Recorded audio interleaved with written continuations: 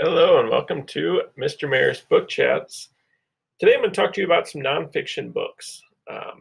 Some of these books are often overlooked, but all of the ones I'm going to talk about today are pretty exciting. First one is called The Phenomenon by Rick Ankiel.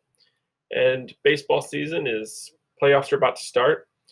And in 1999, I was a freshman in high school, and I distinctly remember sitting in Mr. Bergman's class, and we were watching the playoff game between the Cardinals and the Braves, and Rick Ankiel, rookie pitcher, who's unbelievable pitcher, he in one inning threw 4 walks and 5 wild pitches, and it was painful to watch.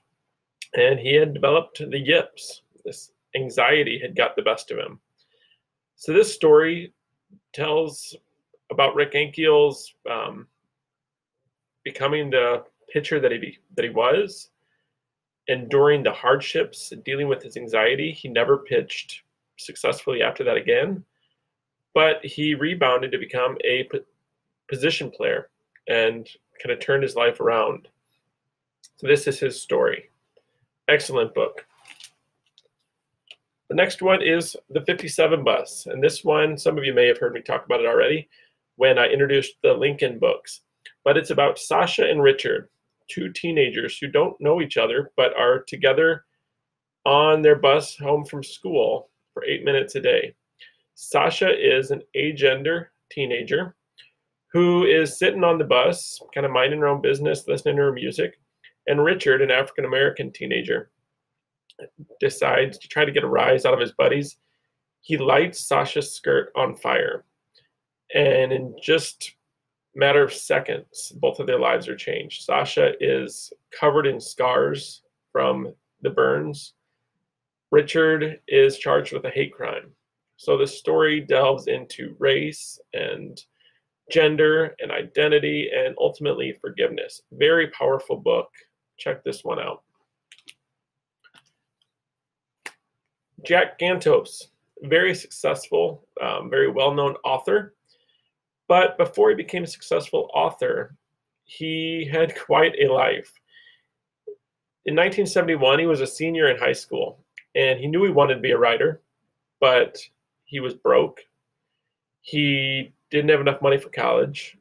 He didn't like the job he was in, and he wanted adventure.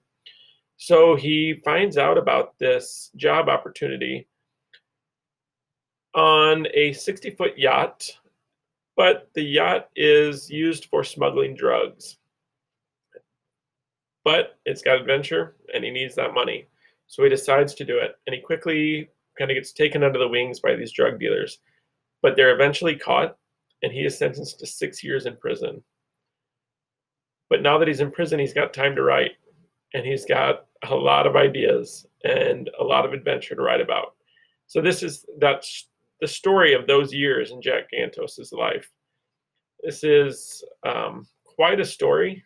It reads like a fiction book, but this one is also, it's been out for quite a while, but it's a good one. And the last one is one of the new graphic novels that the high school library has gotten. It's all about Stephen Hawking. And Stephen Hawking, growing up, people knew that he was brilliant. He was very popular with both guys and girls because he was funny, he was charming. He could hold conversations with peers, with adults, with scientists, it didn't matter. But at age 21, he was diagnosed with ALS. And although his muscles were weakened and he couldn't walk or write, it didn't affect his mind. And he became one of the most well-known cosmologists and most intelligent men ever to live. And he became, later in his life, kind of a pop culture icon. He was on Star Trek and The Simpsons and The Big Bang Theory, and became a huge advocate for disability rights. So if you like graphic novels or you like Stephen Hawking, check this one out. All right, thank you all. These are available at the library.